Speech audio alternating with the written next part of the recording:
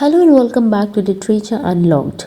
I am Komal Kumari and here we decode all kinds of genre and learn spoken English.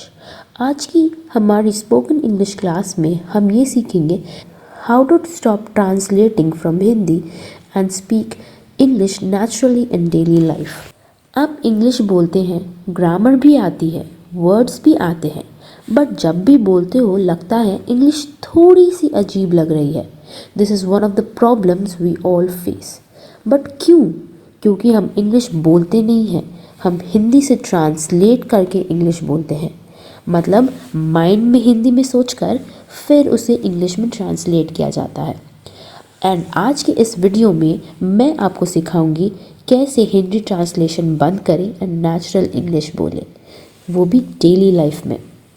So first of all, let us understand why translation is the biggest problem. एक सच जो हम सबके लिए ज़रूरी है, problem grammar की नहीं है, ना ही वोकैबुलरी की है। प्रॉब्लम जो है वो हिंदी जो इंग्लिश ट्रांसलेशन की है। हम सभी सोचते होंगे दैट हिंदी से इंग्लिश ट्रांसलेशन में आसान हो जाता है कि हम इंग्लिश बोल पाते हैं, बट मैं आपको समझाती हूँ कैसे ये रियल प्रॉब्लम है। हम हिंदी में सोचते हैं मुझे भूख लग रही है, और इंग्लिश में से क्या बोलते हैं, I am feeling hungry. Grammar गलत नहीं है, बट इंग्लिश नेचुरल नहीं है। नेटिव इंग्लिश में इसे बोलते हैं I am hungry, simple, direct and natural. English एक थिंकिंग लैंग्वेज है, ट्रांसलेशन लैंग्वेज नहीं है। इसलिए बहुत बार जो हिंदी से हम डायरेक्ट ट्रांसलेशन इंग्लिश में करते हैं वो बहुत ही अननेचुरल साउंड करता है। बहुत से केसेस में मीनिंग तक चेंज हो जाती है। Now let us understand few of the mistakes we all make. Mistake number 1, I am having. ये इंडियन स्टूडेंट्स का फेवरेट स्टेटमेंट है। I am having fever, I am having headache, I am having doubt. ये सब हिंदी से आए हुए sentences हैं। हिंदी में इसे कहते हैं मुझे बुखार है, मुझे हेडेक है को हम इंग्लिश में हैविंग ट्रांसलेशन कर देते हैं, बट ये नेचुरल नहीं है। इसका करेक्ट क्या होगा, I have a fever, I have a headache, I have a doubt. एक रूल है जो आप याद कर सकते हैं, जब भी आपके बॉडी में कोई प्रॉब्लम हो, बॉडी से रिलेटेड प्रॉब्लम में आप हैविंग का यूज़ नहीं करते हैं, हैव का यूज़ करते हैं। तो any time you have fever, headache, stomach ache, use have, not having. Mistake number 2, ये जो है एक कॉमन ट्रांसलेशन मिस्टेक है, डू द नीडफुल। ये सेंटेंस सिर्फ इंडिया में ज़िंदा है, do the needful, because English में, ब्रिटिश हो या अमेरिकन, ये सेंटेंस बहुत ही आउटडेटेड और ऑकवर्ड लगने लगा है। इसकी जगह हम क्या यूज़ करते हैं, please take care of it, please look into the matter, please take the necessary actions. यहाँ पे मैं एक शॉर्ट डाल रही हूँ जिससे आप देख सकते हैं और समझ सकते हैं कौन से नॉर्मल मिस्टेक्स हैं जो हम इंग्लिश बोलते समय करते हैं। Now mistake number 3, I am agreeing. Hindi में हम सोचते हैं मैं एग्री कर रहा हूँ मतलब कंटिन्यूस टेंस, तो हम इसे क्या ट्रांसलेट कर देते हैं, I M agreeing with you, but ये गलत है। नेचुरल इंग्लिश में क्या होता है, आई एग्री विथ यू, क्योंकि जो वर्ड एग्री है, ये जो वर्ब है, ये एक स्टेट है, ये एक्शन नहीं है। ये जो वर्ड एग्री है ये दिखा रहा है कि हम कोई एक्शन नहीं कर रहे हैं, हम एक स्टेट में हैं, स्टेट ऑफ एग्रीमेंट, उनकी बातें मान रहे हैं।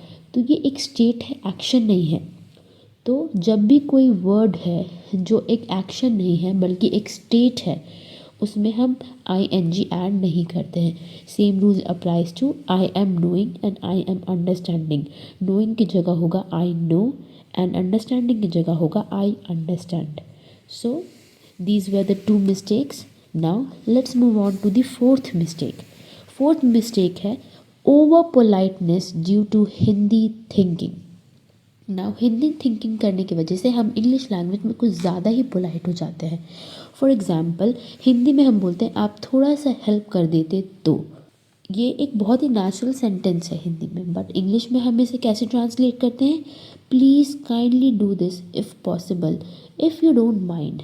मतलब आप ये काम कर दीजिए अगर पॉसिबल हो तो, या फिर आपको बुरा ना लगे तो। हम बहुत ही पोलाइट हो रहे हैं, हम ये सोचते हैं, बट ये सेंटेंस काफ़ी ज़्यादा हैवी हो जाता है। Natural English is polite but simple, मतलब वो पोलाइट तो होता है बट वो बहुत सिंपल होता है। For example, could you help me with this, can you please check this one. So English में कॉन्फिडेंस क्लैरिटी से आती है, एक्स्ट्रा सॉफ्टनेस से नहीं। जो भी वर्ड्स हो क्लियर यूज़ करिए, शॉर्ट वर्ड्स यूज़ करिए, उसे लंबा मत बनाइए। Now next mistake number 5, literal translation. बहुत केसेस में हम हिंदी से इंग्लिश लिटरल ट्रांसलेशन कर देते हैं। फॉर एग्जाम्पल, मुझे ये बात हज़म नहीं हो रही है, मुझे ये बात, I am not able to digest this. Digest मतलब हज़म in Hindi. So I am not able to digest this. English में digest is not equal to समझना। यहाँ पे जो हिंदी का सेंटेंस है, मुझे ये बात हज़म नहीं हो रही है, मतलब मुझे ये बात समझ नहीं आ रही है। इंग्लिश में हम डाइजेस्ट फूड के लिए यूज़ करते हैं, एक आइडिया को समझने के लिए नहीं। करेक्ट इंग्लिश में क्या होगा, आई कांट एक्सेप्ट दिस और this doesn't make sense to me. So this is example number 1। Now example number 2, time pass कर रहा हूँ। टाइम पास कर रहा हूँ बहुत ही कॉमन स्टेटमेंट है।